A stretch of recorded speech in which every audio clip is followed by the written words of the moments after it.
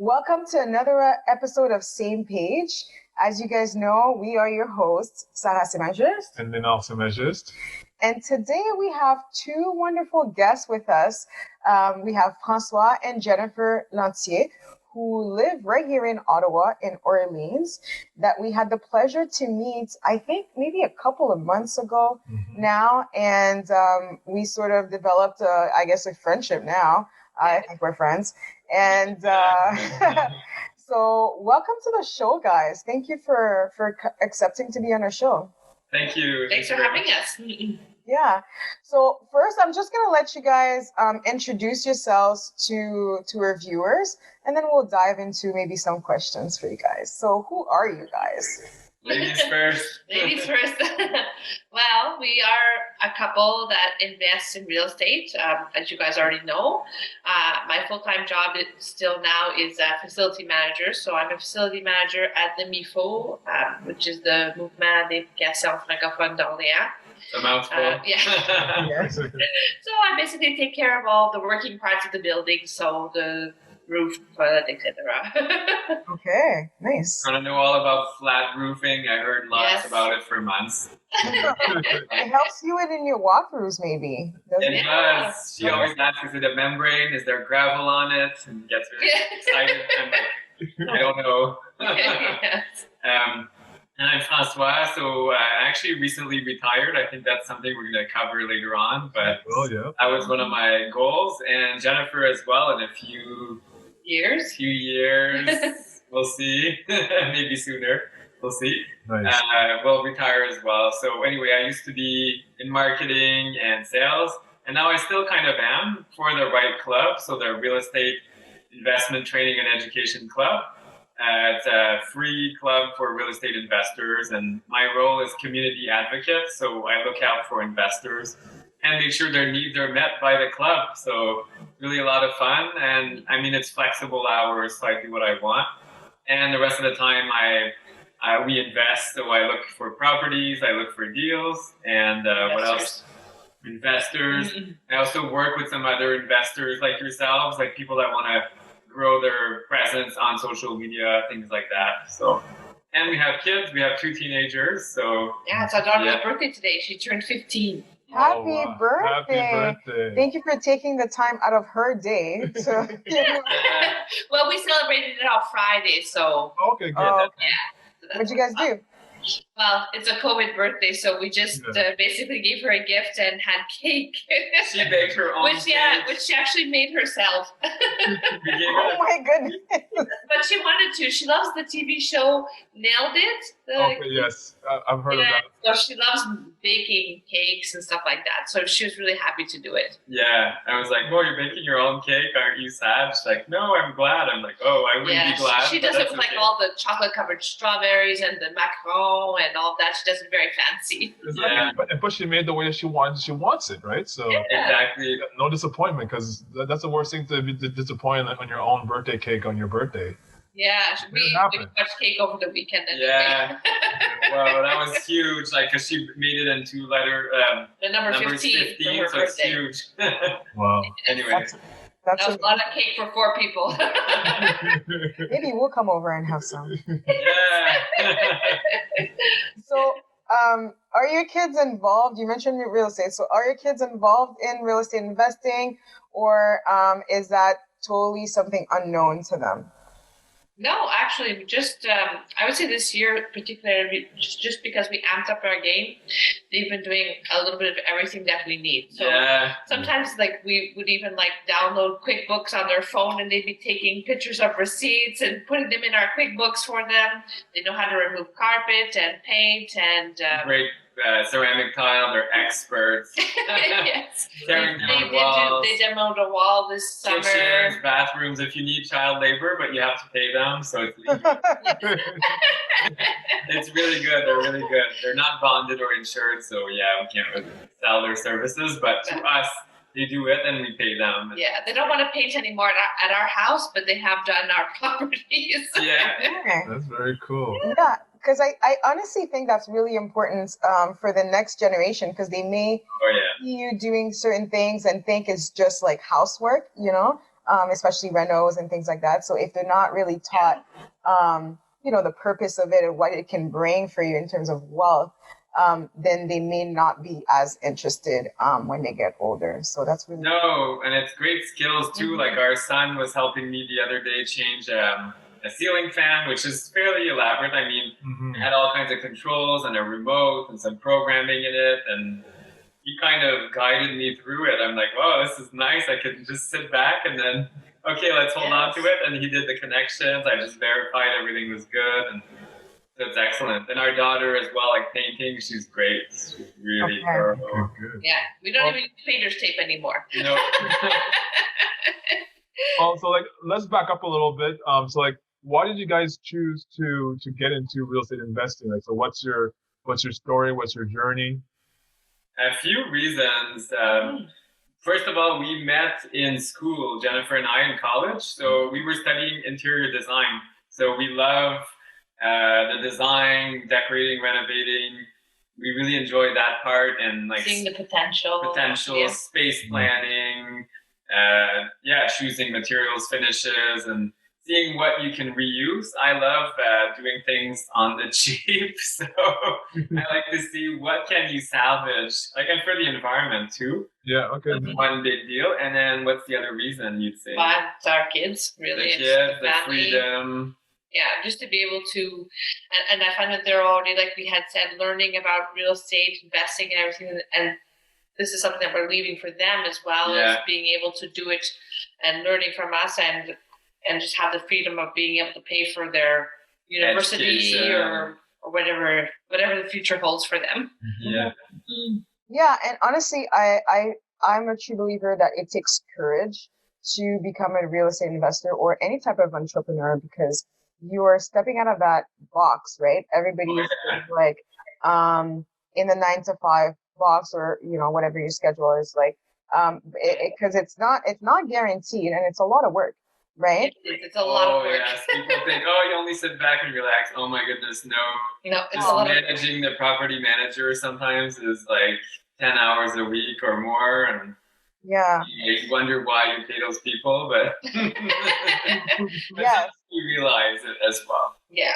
So how, I'm assuming along the way of your journey, you kind of meet a lot of different people with different opinions about investing, entrepreneurship, and all of that.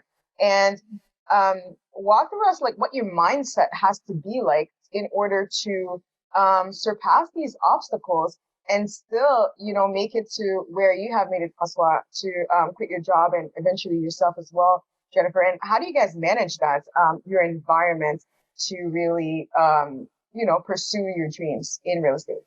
Yeah, well, a lot of people actually thought that we were real, like in our family, they automatically assume when you talk about real estate that we're real estate agents. I'm like, I'm not a realtor. I don't have a license, and I actually don't sell houses. I want to buy and keep them. Mm-hmm. Yeah, so I think that's kind of getting over that misconception, kind of explaining to people what we're really doing, and then they kind of find it weird. They do, but with us, weird is normal. Jennifer, actually, her first night when we met, she didn't speak French. So now she sounds very French. And she didn't speak French until she turned 21. She learned French. Wow. Now we only speak French at home. So that's one big weird fact. And it's also kind of going against the flow. Normally, a person who speaks English first does not go to French. It does happen, but it's not as common. Mm-hmm. Second thing is we're Christian, so that's also going across the current. I mean, you're going against the grain. Yeah. So we're used to that. People, you think you're weird, whatever, I don't care. Yeah. So I just think that we've always just had that mindset where we just, as long as we feel comfortable with what we're doing, we don't really care what other people think. No, I'm sorry, but there's just few you don't pay my bills, so. Well, there's few opinions that you actually care about, really value in the world, and I think that the bubble is so small that after all the outside noise after that just isn't important. And even my family, even if they disagree, I'm like, well, that's your choice. You made yours. I'm not criticizing you about them. So it goes both ways. If not, then let's open that can of worms too, and we'll see where that goes. So normally that ends that conversation, and we just, if it's not it's like a hot button, then we just don't talk about that topic and Yeah. talk about other things. Wine, that's why we have wine. Yes. I'm still finishing mine from dinner. I like it. Actually, that's a good segment because like that was one of our questions. So how did you get? Who came up with the idea to incorporate wine in your podcast? Oh, yes. Well, François was I will say, a late drinker. He didn't start liking wine until like 35 or 36. Yeah. So it's only been a few years now. And now that he's starting to enjoy it, it's fun for me because I get to drink wine with him, because otherwise I wouldn't drink all that much. Yeah, by yourself. Yeah, it's not that much fun. Yeah. But now I'm like, oh, we can try all these new wines and everything. So it's been a few years that we've been doing that. And we actually bought a cottage near a vineyard. Yeah, in Prince Edward County. So it's like wine region. And as an investment. And there's like 40 vineyards in that area. And I said, we were watching a marketing thing, and it said that you should try and do videos and kind of get yourselves known. And I said, François, wine and real estate, that's fun. Those are two things that we like. Yeah. And it'll be different from the others. And if the topic goes kind of south, like disagreeing or something, then let's talk about the wine, and then you And also it was kind of hard for us to be on camera. Like we're not used to this. We're not camera people. So also you have a little like liquid courage then, right? not just even for the wine itself, but it gives you like a focus on just something else. So if you get nervous, then you can talk about the wine, or if the conversation hits a snag, or your guests, they can talk to you about something they enjoyed, and it kind of opens the conversation. Okay. So it's almost like a crutch then. Yeah. It could be. Yeah, it's a bit of a crutch, but now we have a nice wine collection, and we've met people along the way, like a sommelier and interesting people, and they're also investors. I find a lot of real estate investors invest in wine, like old vintages and things like that. Or they have an interest in wine. Yeah. So it's funny, they just ended up kind of going together.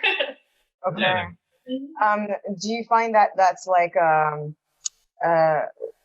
something to talk about when you start talking to other investors, since they're often wine drinkers? Because a lot of people use like their watch, and people would comment, or their car. Yeah. Is wine something that you sort of helps out with the introduction?